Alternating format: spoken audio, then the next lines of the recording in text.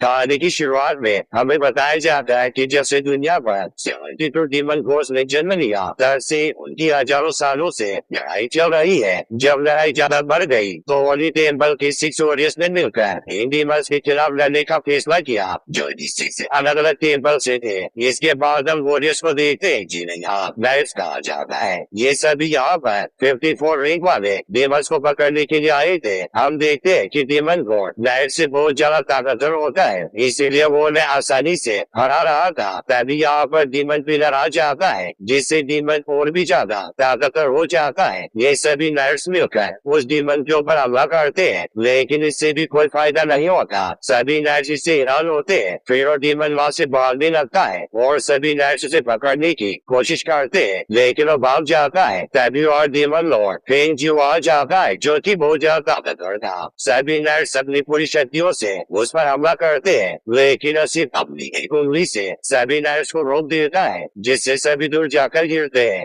लेकिन यहाँ पर लॉर्ड जिंगू नाम का नाइट्स हार नहीं मानता और अपनी सारी शक्तियाँ इकट्ठा करता है। उसकी बॉडी पर एक गोल्डन आर्मर आ जाता है, साथ ही उसके बहुत सारे क्लोज भी बन जाते हैं और फिर वो अपनी तलवार से उस डीमन के ऊपर हमला करता है। लेकिन डीमन लॉर्ड उसे अपनी 3 उंगलियों के फॉर्मेशन से ही रोक देता है। लॉन्ग जिंगू अब भी हार नहीं मानता और वापस उसे मारने के लिए आगे बढ़ता है, लेकिन इस बार डीमन लॉर्ड उससे नहीं लड़ता और वहाँ से जाने लगता है और गायब हो जाता है, जिसे देखकर सभी हैरान होते हैं। इसके बाद हमें बताया जाता है कि उसी दिन लॉन्ग जिंगू की वाइफ बायू भी अजीब कारण से गायब हो गई थी। फिर हमें बायू को दिखाया जाता है, जिसके पास 2 डीमन आते हैं और उससे साथ चलने को कहते हैं। वो जाना तो नहीं चाहती थी, लेकिन वो जानती थी कि सबको बचाने का यही तरीका था, इसीलिए वो उनके साथ चली जाती है। और बहुत समय बाद आसमान में चांद और तारे दिखाई दिए थे, क्योंकि डीमन लॉर्ड यहाँ से चला गया था। सब कुछ शांत हो गया था। इसके बाद हमें 10 साल बाद का समय दिखाया जाता है, जहाँ हम होर्डिंग सिटी को देखते हैं, जहाँ बहुत शांति थी और वहाँ सब कुछ बहुत अच्छा चल रहा था। फिर हम एक नाइट टेम्पल को देखते हैं। यह बिल्कुल स्कूल की तरह था। यहाँ एक मास्टर अपने शिष्यों को नाइट बनने की ट्रेनिंग दे रहे थे। वो उनसे पूछते कि तुम नाइट क्यों बनना चाहते हो। वो सभी बच्चे कहते हैं कि इंसानियत की रक्षा के लिए, इस टेम्पल को बचाने के लिए, परिवार और दोस्तों की रक्षा के लिए।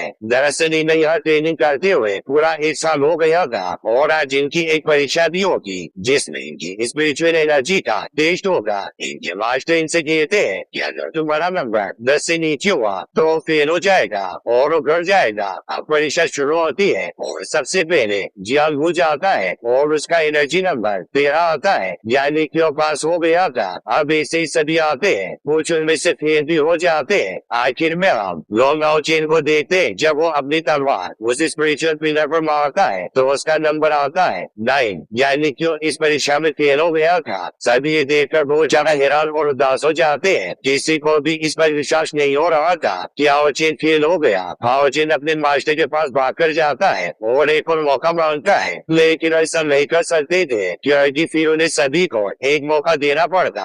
हाओचेन अपने दोस्तों के पास जाता है और उनके सामने बैठकर उनसे कहता है कि मेरे लिए यहाँ रहना बहुत जरूरी है। दरअसल सब जानते थे कि हाओचेन से ज्यादा मेहनत कोई नहीं करता था। वो रात रात भर जाकर ट्रेनिंग करता था, चाहे ठंड हो या गर्मी। इसीलिए सभी बच्चे उसको एक और मौका देने को कहते हैं। उसके मास्टर भी जानते थे कि हाओचेन सच में बहुत मेहनत करता था, इसीलिए उसे एक मौका देते हैं। साथियों कहते हैं कि सभी को एक एक मौका मिलेगा और हाओचेन की लड़ाई जियान से कराते हैं और जियान से कहते हैं कि अगर तुमने जानबूझकर हारने की सोची तो तुम फेल हो जाओगे। इसीलिए जियान अपनी पूरी एनर्जी से उससे लड़ता है। यहाँ हम हाओचेन को बहुत अच्छे तरीके से लड़ते हुए देखते हैं और जब वो जियान स्पिरिचुअल एनर्जी के आगे गिरता है और हाओचेन उस पर हमला करता है तो तलवार उस स्पिरिचुअल पिलर पर लगती है और इस बार उस पर 11 नंबर दिखता है और हाओचेन पास हो जाता है। सभी खुश होते हैं। इसे देखकर उसके मास्टर थोड़े हैरान होते हैं और उन्हें कुछ समझ नहीं आता कि हाओचेन की स्पिरिचुअल एनर्जी अचानक से बढ़ कैसी गई। वही हम दूसरी तरफ एक लड़की को देखते हैं जिसका नाम शेलीन होता है, जो कुछ अजीब से बेड़ियों से बसती हुई टेम्पल के पीछे वाले जंगलों और पहाड़ों पर से छलांगे लगाकर भाग रही थी। वो बेड़िए आपस में बात करते हैं कि हमें उसे पकड़ना ही होगा, तभी हमें कुछ इनाम मिलेगा। शेलीन भी लड़ने में बहुत अच्छी थी, इसलिए आसानी से उन बेड़ियों को मारने लगती है, लेकिन इसी बीच उसे एक बेड़े के पंजे से चोट लग जाती है जिससे वो कमजोर पड़ने लगती है, लेकिन जैसे तैसे वो उनसे बचती है पर एक भेड़िया आसमान में उड़कर उसे मारने वाला होता है। तभी हमें टेबल दिखलाया जाता है जहाँ सभी बच्चे अपने अपने घर पर जा रहे थे और सभी के मम्मी पापा उन्हें लेने आए थे, पर ओजेन के लिए कोई नहीं आया था। जाते हुए उसके मास्टर उसे एक कांच की छोटी सी बोतल देते हैं जिसमें कुछ टॉनिक लिक्विड पीने के लिए था। दरअसल ये एनर्जी को बढ़ाने के लिए एक एनर्जी ड्रिंक की तरह था। जब उसके मास्टर उसे लिक्विड देते हुए देखते हैं तो उसे देखकर समझ जाते हैं क्या ओजेन उनसे कुछ न कुछ तो छिपा रहा है, और यहाँ हमें पता चलता है क्या ओजेन के नंबर उस वक्त कम क्यों आए थे। दरअसल वो ये लिक्विड अपनी माँ को दे दिया करता था क्योंकि उसकी माँ बीमार थी। जियान जो कि उसका दोस्त होता है जाते हुए उसे कहता है कि तुम्हें अपना भी ध्यान रखना होगा, जिस पर ओजेन कहता है कि माँ अब ठीक हो रही है और बहुत जल्द वो पूरी तरह से ठीक हो जाएगी। यहाँ जियान सर पर हाथ रखकर सोचता है कि जब ओजेन की एनर्जी बिना उस टॉनिक लिक्विड को लिए इतनी है तो अगर वो टॉनिक लिक्विड लेता तो क्या होगा। तभी ओजेन जियान से कहता है कि मुझे माँ के लिए कुछ जड़ी बूटी लानी है तो मुझे जाना होगा। फिर ओजेन अकेला जंगल की तरफ चला जाता है। जियान उससे अपना टॉनिक लिक्विड देता है लेकिन ओजेन उसे लेने से मना कर देता है और जियान जाते हुए पीछे से चिल्लाकर कहता है कि मैंने सुना है जंगल में कुछ जानवरों को देखा गया है, अपना ध्यान रखना, और फिर वहाँ से चला जाता है। ओजेन जब जंगल में जाकर अपना काम कर रहा होता है तभी उसे पीछे से आवाज आती है क्योंकि वह उस जंगल में बहुत शांति थी और यहाँ आते हुए उसे जियान ने जो कहा था वो उसे सोचने लगता है कि कहीं कोई जानवर वहाँ आना गया हो। जब ओजेन वहाँ जाता है तो एक लड़की को वहाँ गिरा हुआ देखता है जो कि बहुत जख्मी थी। ये वही लड़की थी जिसे हमने उन भेड़ियों से बचकर भागते हुए देखा था। जब ओजेन उसके पास जाता है तो शेरनी डरकर उसके ऊपर अपना चाकू रख देती है। ओजेन उसे कहता है कि क्या तुम ठीक हो। ये सुनकर वो लड़की अपना खंजर नीचे रख देती है। तभी ओजेन उस लड़की के पैर में जख्म देखता है। वो लड़की चलने की भी कोशिश करती है पर नहीं चल पाती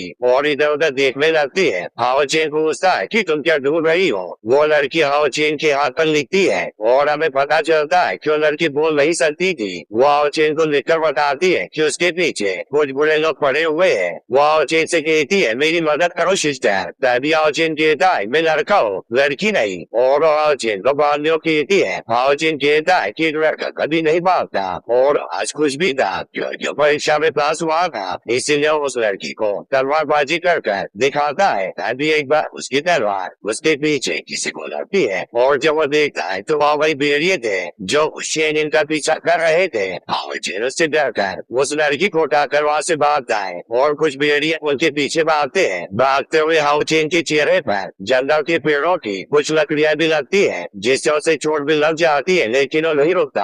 अब भागते भागते एक भेड़िया छलांग लगाकर उनकी तरफ कूदता है। तभी से बचते हुए ओजेन एक पत्थर से टकरा जाता है। अब वो भेड़िया दोबारा से हमला करता है। इस बार ओजेन उससे लड़ता है और वो भेड़िया ओजेन को उठाकर दूर फेंकता है जिससे ओजेन शेरनी के ऊपर जाकर गिरता है। तभी ओजेन को ऐसा लग रहा था जैसे समय रुक गया हो। वो उस लड़की को देखने लगता है, शायद जो लड़की भी उसे ही देख रही थी। इससे पहले क्यों भेड़िया दोबारा से उन पर हमला करता। ओजेन उस लड़की से कहता है कि चिंता मत करो मैं तुम्हारी रक्षा करूंगा और उस भेड़िए से लड़ने लगता है। तभी ओजेन देखता है कि भेड़िया हमला करते वक्त अपने पंजे सबसे ज्यादा चलाता है, इसीलिए उससे बचते हुए उसकी गर्दन के ऊपर हमला करता है जिससे भेड़िए को लगती है और वो गुस्से में आ जाता है। अब सारे भेड़िए मिलकर वो शेरनी की तरफ बढ़ते हैं, लेकिन ओजेन फिर से उनके बीच में जाता है। उन भेड़ियों को गुस्सा आता है और वो सभी मिलकर ओजेन को बहुत मारते हैं। शेरनी जब भी देखती है तो उसे बहुत बुरा लगता है क्योंकि उसे बचाना तो चाहती थी, लेकिन वो क्या करती। जब उस भेड़िए को लग रहा था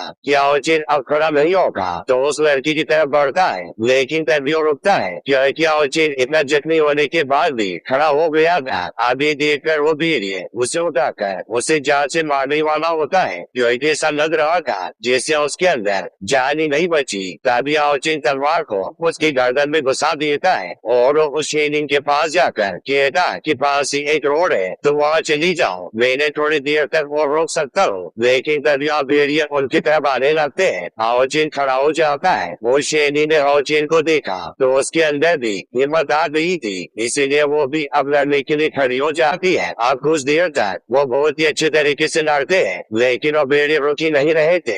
जैसे जैसे एक भेड़िया उस लड़की के ऊपर हमला करने आता है तो आकाश की कोई बात सोचने लगती है जहाँ वो आसमान से नीचे गिर रही थी और बैकग्राउंड में एक वॉइस आती है जो कह रही थी कि तुम हमसे हमारी बेटी नहीं रही, तुम अपनी सेज भी खो दोगी, तुम्हारा कोई दोस्त नहीं है। अब ये सुनकर वो बहुत ज्यादा परेशान होती है। कुछ बात थी जो उसे परेशान कर रही थी, तभी हकीकत में उसकी आँख खुलती है तो भागता हुआ उस भेड़िए को मारता है, लेकिन वो देखता है कि अचानक से वो सभी भेड़िए जिससे दूर में मिल गए हो, तभी वो दूर पहाड़ पर एक आदमी को देखता है। वो आदमी तुरंत ही टेलीपोर्टेशन की मदद से उनके पास आ जाता है। दरअसल ये आदमी शेनिन को लेने यहाँ आया था, जिससे डरकर शेनिन हाओचिन के पीछे छुपती है, जिसे देखकर हाओचिन उससे कहता है कि मुझे लगता है कि तुम्हारे साथ नहीं जाना चाहती। वो आदमी हाओचिन की तरफ तेजी से हमला करके उसे बेहोश कर देता है और फिर उस शेनिन के जख्मों को भी ठीक कर देता है और उससे साथ चलने को कहता है। शेनिन उसका हाथ पकड़ती है और हाओचिन की तरफ देखती है। वो आदमी कहता है कि तुम चाहती हो मैं इसकी मदद करूं। वो लड़की वहाँ कहती है। वो आदमी से कहता है कि तुम्हें वादा करना होगा कि तुम पाओगी नहीं और अपना ट्रायल वेंकेशन वुमन भी पूरा करना होगा। तभी वो उसके बारे में सोचकर घबराती है, लेकिन हाओचिन के लिए वो इसके लिए भी हाँ कर देती है। अब वो आदमी अपनी मैजिकल पावर से हाओचिन की सारी चोटें ठीक करने लगता है और कहता है मैंने नहीं सोचा था इसकी स्पिरिचुअल एनर्जी इतनी कम होगी। ये सब करते वक्त हाओचिन को बहुत ज्यादा दर्द हो रहा था। इसके बाद वो आदमी अपनी 1000 लेवल स्पेसाइड बर्निंग पावर को इस्तेमाल करता है, जिससे हाओचिन को उससे ज्यादा दर्द होता है। इसके बाद हाओचिन की सोल पूरी तरह से प्योर हो जाती है। जब वो आदमी शेनिन को ले जाने लगता है, शेनिन हाओचिन के पास आती है और अपनी एक रिंग हाओचिन की उंगली में पहना देती है और उसका बेग और तलवार वही रख देती है। फिर वो आदमी उसे वहां से ले जाता है और यहीं पर ये एपिसोड खत्म हो जाता है।